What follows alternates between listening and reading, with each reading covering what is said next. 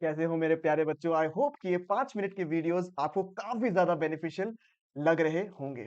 आई hope कि ये 5 minutes के वीडियो जो है आपको रेगुलरली एक इम्पोर्टेंट क्वेश्चन से बूस्ट ज़रूर से कर रहे होंगे। तो आज आपको भैया क्या कराने वाले हैं? आज आपको कराने वाले हैं 2 important section of the sale of goods act, ठीक है? जो मुझे लगता है कि अब की बार बहुत इम्पोर्टेंट रहेगा और आपके आरटीपी दिसंबर 23 एग्ज़ाम्स में भी इसके क्वेश्चंस थे।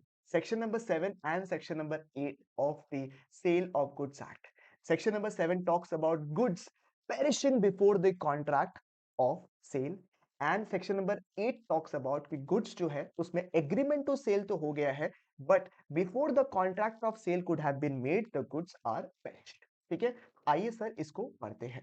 ठीक है, whenever there is a contract for the sale of specific goods, ठीक है, जब भी एक कॉन्ट्रैक्ट ऑफ सेल होता है फॉर स्पेसिफिक गुड्स, ठीक है, the contract is void, contract जो है वो वॉइड हो जाता है अगर goods without the knowledge of the buyer and seller at the time of making the contract of sale perish हो गया है या फिर डैमेज हो गया है एंड वो डिस्क्रिप्शन से इक्विवेलेंट नहीं है। यानी कि सर, मैं एक इंसान के साथ में कॉन्ट्रैक्ट एंटर करने के लिए गया, मेरे पास में गोडाउन में कुछ राइस रखा हुआ था और before I could make the contract of sale, ना मुझे पता था ना बायर को पता था, बेचारा वो गोडाउन में आग लग जाता है, गुड्स जो है वो डिस्ट्रॉय हो जाता है।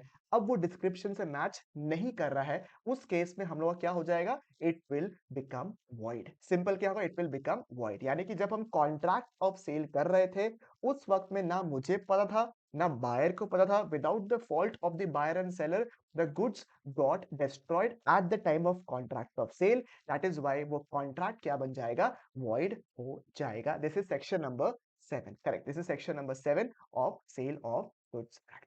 ठीक है सर, एक और इंपॉर्टेंट सेक्शन जो मुझे लगता है कि इस बार बहुत रेलेवेंट है वो है सेक्शन नंबर 8। काफी सिमिलर है बट स्लाइट सा डिफरेंस है इसमें।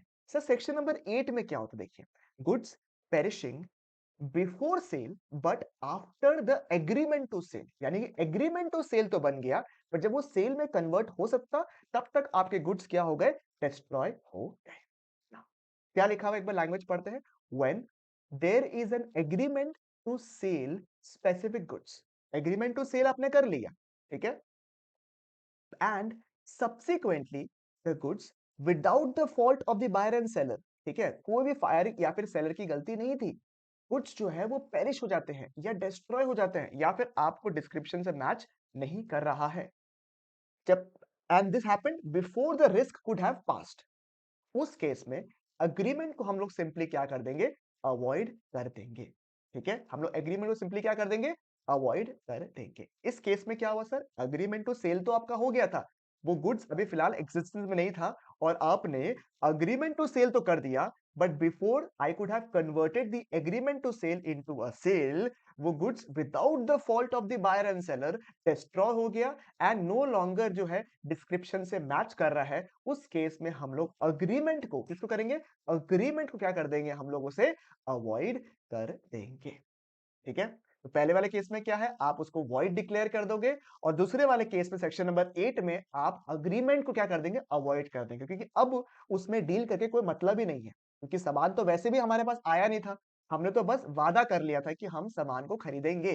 ठीक है, अब उस केस में अब नहीं है वो सामान, ना मेरी गलती थी ना सेलर की गलती थी, उस केस में हम लोग सिंपली अग्रीमेंट को क्या कर देंगे? अवॉइड कर देंगे। This was section number 7 and section number 8 of the sale of goods act. I hope कि आपको ये वीडियो पसंद आया है। शॉर्ट एंड क्रिस्प वीडियो था बट आई होप कि आपको ये वाला वीडियो अच्छे से पसंद आया हो। दिस इज शशांक भैया signing off. Stay tuned for more such videos of the 5 minute capsules of law. Bye bye.